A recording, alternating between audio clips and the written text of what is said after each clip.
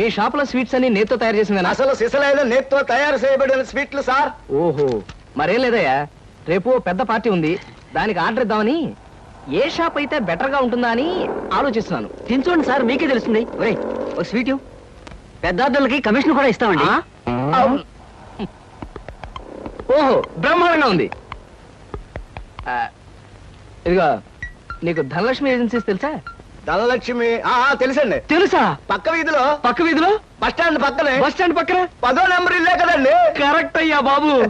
అమ్మయ్యా, ఇదిగో అక్కడ రేపు పార్టీ. కుర్రాడికి అడ్వాన్స్ ఇచ్చి పంపిస్తాను. 10 కేజీల స్వీట్ బ్రహ్మాండంగా ఉండాలి. 10 కేజీలు. ఓ మైసూర్ పాకు. ఈ మైసూర్ పాకు ఏంటి సార్, పాలకోవా కూడా తీసుకోండి. Thank you. స్వీట్ మాత్రం బ్రహ్మాండంగా ఉండాలి. చాలా బాగుండాలి. బాగా చేద్దాం. ఏమండి అడ్వాన్స్? ముక్క పీకడానికెందుకురా తొందర, చిందర వందరే. ఇదిగో దొంగ కోళ్ళ నా ముక్కలు చూస్తే నేను ఒప్పుకోను. అయినా మీ చేతిలో ముక్కలు పెట్టుకుని నా చేతిలో ముక్కలు చూస్తారేంటి? నా ముక్కలు ఎప్పుడైనా చూసుకోవచ్చు కదరా, ముందు నీ ముక్కలు చూస్తే ఒక పని అయిపోతుంది కదా.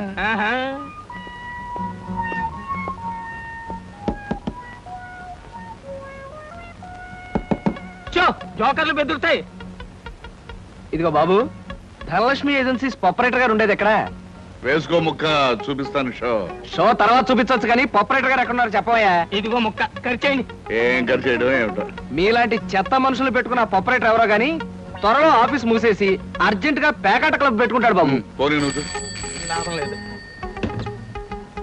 Yes, Dhanalakshmi agencies proprietor Koteswararao speaking.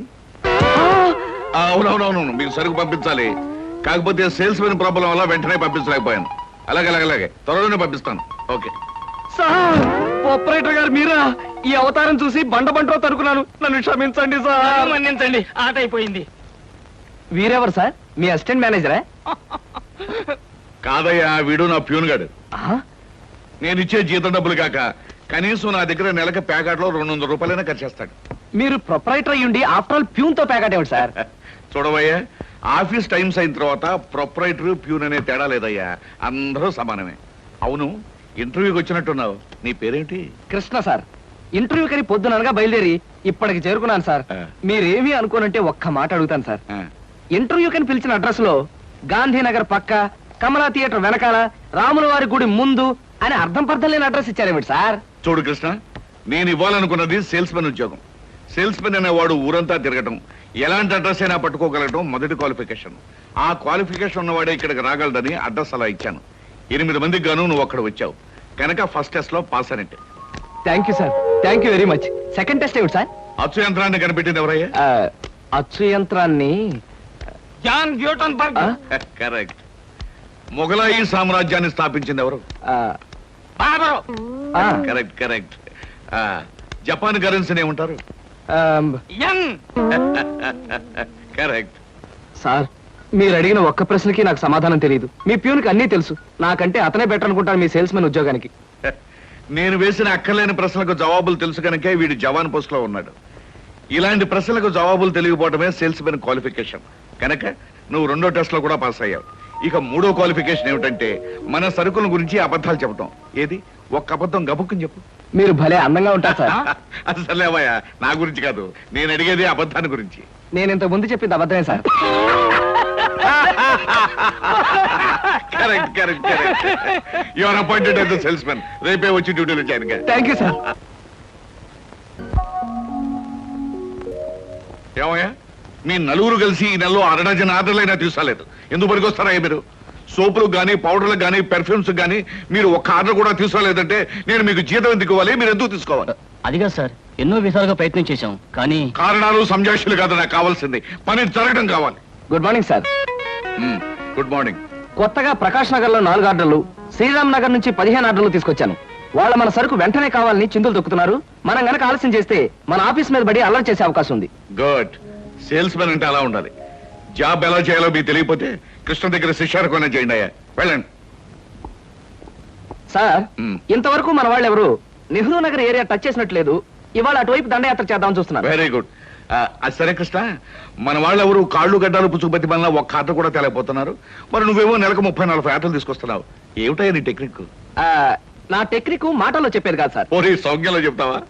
అది కాదు సార్, నేను కస్టమర్స్ తో డీల్ చేస్తున్నప్పుడు మీరు కళ్ళారా చూస్తే మీకే తెలుస్తుంది. అయితే నేను కూడా ఇవాళ నీతో పాటు వస్తానయ్యా. మీరు కూడా నాతో పాటు రావచ్చు. కాకపోతే మీరు ఇలా సూటు బూటు వేసుకుని ప్రొపరేటర్లా నా వెంట వచ్చారనుకోండి, వీడు సన్నా సేల్స్ మెన్ రా, వీడి వల్ల కాక ప్రొపరేటర్ వెంటేసుకు తిరుగుతున్నాడని మన ప్రోడక్ట్ ను అనుమానించే అవకాశం ఉంది. అమ్మో, మరైతే ఎలాగయ్యా రావటం? మీరేమీ అనుకోకపోతే ఆ. నా వెంట మీరు రావడానికి ఓ మహత్తరమైన ఐడియా చెప్తాను. ఏమిటయ్యా అది? Come in. Good morning sir. Good morning. Potharaju,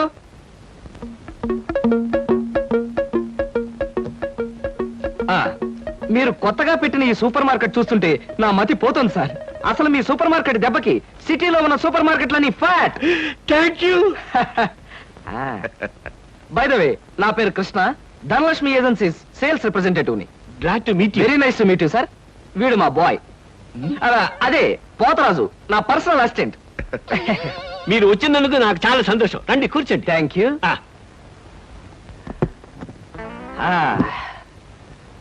Potharaju, boys కూర్చోకూడదు కదా.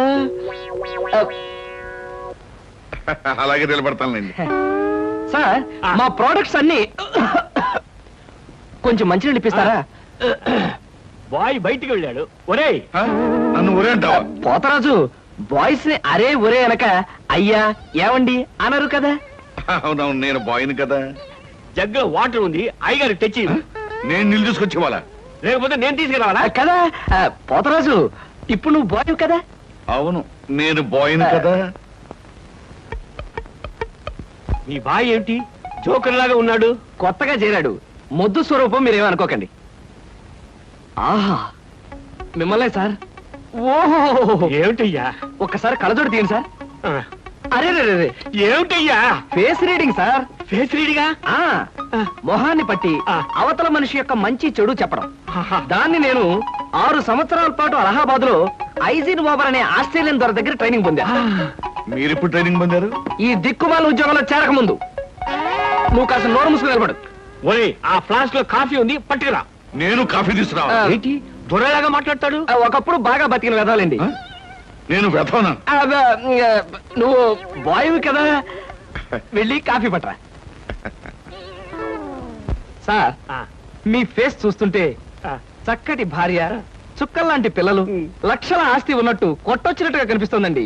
ఇక ఫ్యూచర్ లో మీకు గొప్ప చేంజ్ రాబోతుంది. గొప్ప చేంజ్. ఆ. అది ఏంటయ్యా? ఆడరేఖ, ఆస్తి రేఖ వరుసగా మీ రేఖలు కలవబోతున్నాయి. నిజంగా? అందులో ఆశ్చర్యపోవాల్సిందే ఉందండి. ఆ. మీ అందం, మీ పర్సనాలిటీకి ఏ ఆడదైనా ఇట్టే పడిపోతుంది. సిగ్గుపడకండి. కాకపోతే ఎంత తొందరలో పడబోతుందనే విషయం చెప్పాలంటే కొంచెం స్టడీ చేయాలి. ప్రస్తుతం నాకు టైం లేదు. మా సరుకు ఆర్డర్ తీసుకోవాలి కదండి, ఏదో పొట్టకుట్టు కోసం. పద పోతరాజు. మీ సరికి నేను ఆర్డర్ ఇస్తాను. ఏదో డీప్ గా స్టడీ చేయాలని చెప్పారే, చేయండి. కూర్చుని కూర్చుని. ముందా ఆర్డర్ సంగతి ఏదో మనం తేల్చేస్తే ఆ తర్వాత మీ ఫేస్ రీడింగ్ గురించి నేను తేల్చేస్తాను. ఆర్డర్ తీసుకోండి. ఇంకా ఏం కావాలి? ఓ ఫ్రూట్ సాలెడ్. Fruit salad. వద్దులే, నేనే వెళ్ళి తీసుకొస్తాను. థ్యాంక్స్ రా. ఆ?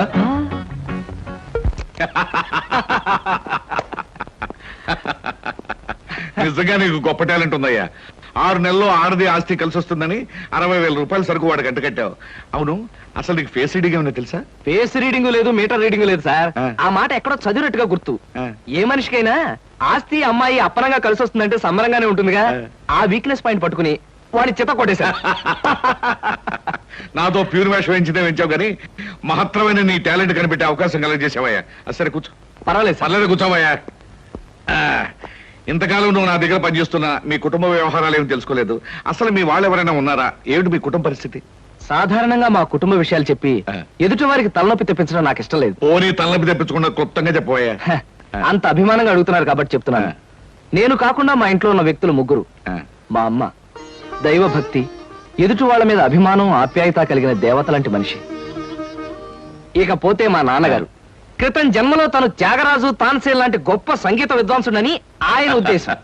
తన రాగాలతో ప్రజలందరికీ రోగాలు తెప్పిస్తూ, తన ఆలాపంతో ప్రజలందరినీ హాహాకారాలు చేస్తుంటే పేటలో ఉన్న వాళ్ళందరూ గొంతు పిసిగేస్తామని వాళ్ళ నిర్ణయం తెలియజేశారు. దాంతో భయపడిపోయి ఆయన బాత్రూమ్ లోనే పాడుకోవడం హాబీగా పెట్టుకున్నారు. ఆ సుగుణమే కాకుండా పేకాట పిచ్చి కూడా ఉంది. పని పాట లేని వాళ్ళందరితో చేరి పేకాట్లో ఎప్పుడు ఓడిపోవడమే కాకుండా అప్పుడప్పుడు తన బట్టలు కూడా తాకట్టు పెట్టేస్తుంటారు.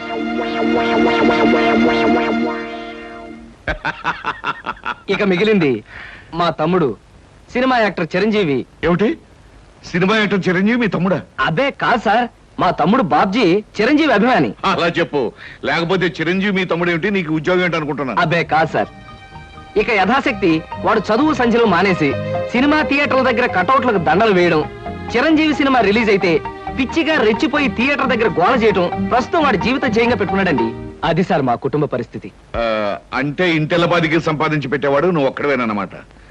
చూడు మిస్టర్ కృష్ణ, నీ కారణంగా మన కంపెనీ ఎంతో అభివృద్ధిలోకి వచ్చింది. అందుకు ప్రతిఫలంగా మీ కుటుంబానికి సాయం చేయడం ప్రొపరైటర్ గా నా కనీస ధర్మం. ఈ నెల నుంచి నీ జీతం 1000 రూపాయలు పెంచుతున్నాను. Okay?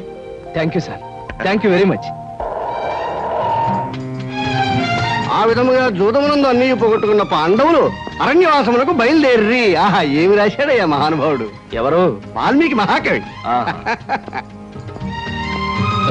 The law of diminishing returns states that the more you consume of a product, the more you పరీక్షలు కదన్నయ్యా, చదువుకుంటున్నాను. ఓహో, చదువు చదువు. అలాగే. అమ్మా అమ్మా. వస్తున్నాను బాబు. చేసేది సేల్స్ మెన్ ఉద్యోగం. నీడ పట్టున ఉండకుండా ఎండనక వాననక ఊరంతా తిరిగి అలసిపోయి వస్తుంటాం. నీ కష్టం తలుచుకుంటే నాకెంతో బాధగా ఉందిరా కృష్ణ. కాఫీ తీసుకో బాబు. అమ్మా, నా కష్టంతో ఇంట్లో అందరి ఆకలి తీరి కుటుంబం అంతా ఆనందంగా ఉందని తలుచుకున్నప్పుడల్లా నాకు సంతోషంగాను సంతృప్తిగాను ఉంటుందమ్మా. అన్నట్టు ఇవాళ జీతం అందింది. ఇంటి ఖర్చులు ఏమిటో, ఎవరెవరికి ఎంతెంత ఇవ్వాలో లిస్టు రాసిస్తే. కృష్ణ, ఈ వయసులోనే సంపాదించే బాధ్యతను ఎత్తనేసుకున్నావు. కుటుంబాన్ని నడిపే బాధ్యత కూడా నీకెందుకురా? డబ్బు నాకు ఇస్తే ఖర్చులు మిగిలిన విషయాలన్నీ నేను చూసుకుంటాను. నీకివ్వడానికి నాకేమీ అభ్యంతరం లేదమ్మా.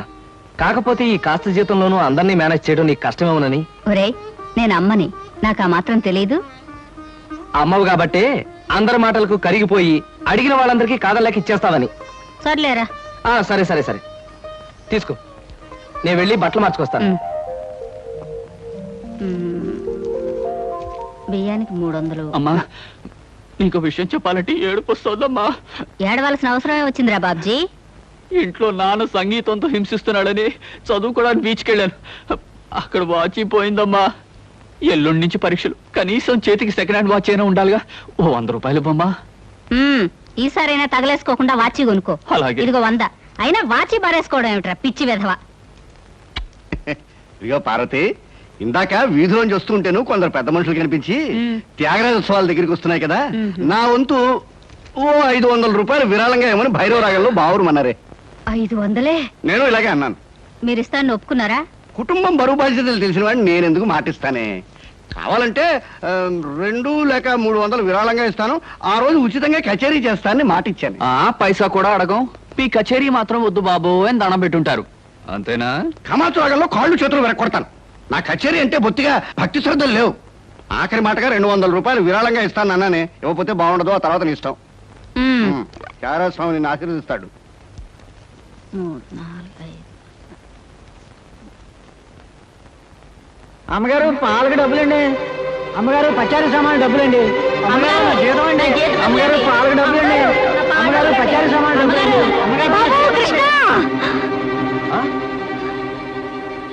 నా వల్ల కాదురా. అమ్మా, డబ్బు సంపాదించడం ఎంత కష్టమో ఖర్చు పెట్టడం కూడా అంతే కష్టం అమ్మా. ఖర్చు పెట్టే విషయంలో మనసుని మమతని కాస్త కట్టేసుకోవాలి. రే బాబ్జీ, బాబ్జీ, ఏంటనయ్యా? నీకు 100 రూపాయలు ఎందురా? వాచ్ బీచ్. వాచి బీచ్ కొట్టానంటే దవడ వాచి బీచ్ లో గోచితో పరిగెడతావు రాస్కెల్. ఇదేంట్రా? అరే, ఇది ఎక్కడ దొరికిందన్నయ్యా? చమల్లాల్ కొట్లో నువ్వు తాకట్టు పెట్టిన చోట దొరికిందిరా. 75 రూపాయలు ఇచ్చి విడిపించి తీసుకొచ్చాను. ఆ 100 రూపాయలు ఇట్టించి వాచ్ తీసుకో. చూడు, ఎక్కువ భయం నటించక. మొహమ్మద్ కొట్టానంటే భూపాల్ రాగంలో భారీ ఎత్తున ఎడుస్తావు. సినిమా హాల్లో తెరల మీద పువ్వులు చల్లడానికి, చిల్లర చల్లడానికి వాచీలు తాకట్టు పెట్టుకుంటారా? అడ్డగాడిదా అని. వాడు అడ్డగాడిదైతే మరి నీ సంగతి విన్నానా? నా సంగతి వేర్రా. ఏమిటి, త్యాగరాజోత్సవాలు జరిగి నెల కూడా కాలేదు, మళ్ళీ త్యాగరాజోత్సవాలు ఎక్కడి నుంచి వచ్చానన్నా? అవి త్యాగరాజోత్సవాలు కాదురా, సంగీతం నీకు తెలీదు. అవి రాగరాజోత్సవాలు. మాయ రాగరాజోత్సవాలు. సరే. పేకాట ఆడడానికి ఇంట్లో అబద్ధం చెప్పి డబ్బు తీసుకోవడానికి సిగ్గుపడాలన్నా. అరే నువ్వు చెప్పుడు మాటలు చెడిపోతున్నావురా. నేను ప్యాకెట్ ఆడుతున్నాను ఎవరు చెప్పారా నీకు? ఎవరు చెప్పారా? ఎవరు చెప్పారు? చెప్తా. చెప్పు. హ, పిచ్చివాడు. ఆ మూట ఏమిట్రా? ఈ మహానుభావుడు పేకాట్లో ఓడిపోయి బట్టలన్నీ తాకట్టు పెడితే విడిపించి తీసుకొచ్చాను. అవ్వా, ఓహో, అందుక ఇందాక పేపర్ అడ్డం పెట్టుకుని గదిలో పరిగెడుతున్నారు. ఏమండి? మొగుడు ఏమైనా అంటే కళ్ళు పోతాయే. ఇక నేను చెప్పాల్సింది ఏమీ లేదురా. ఇదిగో 200 రూపాయలు. 100 రూపాయలు ఇవ్వరా? పితృభక్తి లేదు. చూసావమ్మా, ఖర్చు పెట్టడంలో నీకు నాకు ఉన్న తేడా. నువ్వెంతో కష్టపడి తెచ్చి డబ్బు వెళ్ళిలా తగలేస్తారని నేను ఎలా అనుకుంటానురా? అన్నట్టు మర్చిపోయాను, ఇంటికెళ్ళావిడే అద్దె కోసం కబురు చేసింది. ఓహో, అదో సమస్య ఉంది కదూ. నేను వెళ్ళి తెలుసుకొస్తా. ఏమండి, టిఫిన్ రెడీ చేశాను, రండి తిందురు గాని. తినడం పడుకోవడం తప్ప ఏమీ చేత కాదు. రావయ్యారా, అద్దె డబ్బులు తీసుకొచ్చావా? ఆ పని మీద వచ్చానండి. కానీ టిఫిన్లు పెడుతూ ప్రొఫైల్లో నుంచున్న మిమ్మల్ని చూస్తుంటే అదేదో సినిమాలో రేఖలా అనిపించి అక్కడే నిలబడిపోయానండి. కొంచెం ఇటు తిరుగుతారా? అరే రే, కొద్దిగా అటు తిరుగుతారా? అయ్యో, నువ్వు మరీ చెబుతావయ్యా. నేను రేఖలాగా ఉండడం ఏమిటి? ఆ అమ్మాయి నాకన్నా కొంచెం సన్నం అనుకుంటాను. సన్నం కాబట్టే మీ అంత అందంగా కనిపించదండి. చూసారా, మీరు అలా నవ్వుతూ ఉంటే మీ బొగ్గ మీద సొట్టలు బాబీ సినిమాలో డింపుల్ కపాడేలాగా అనిపిస్తున్నారండి. ఆ పిల్ల నాకన్నా 1-2 సంవత్సరాలు చిన్నదనుకుంటాను. చిన్నది కాబట్టే మీ అంత మెచ్యూరిటీ ఆవిడలో లేదు. పొరపాటున మీరు పెళ్లి చేసుకున్న హౌస్ వైఫ్ గా సెటిల్ అయ్యారు గాని మీరు గనక సినిమాలో చేరినట్లయితే ఆ శ్రీదేవి జయప్రద మీ ముందు ఎందుకు పనికొస్తారండి? అదేమిటయ్యా నుంచోని మాట్లాడతావు? కూర్చో, టిఫిన్ తిందు గాని. దాందే ఉందండి. అస్సలు మీ ఫిగరు కలరు కాలేజ్ అమ్మాయిలు కూడా ఉండదండి. నువ్వు మరీ పొగిడేస్తున్నావు బాబు. ఇంకో దోశ వేసుకో. టిఫిన్ గా నన్ను పిలిచి దోసేసుకొని అతను పెడతానండి. అబ్బా, నీకెప్పుడు తిండి పిచ్చే.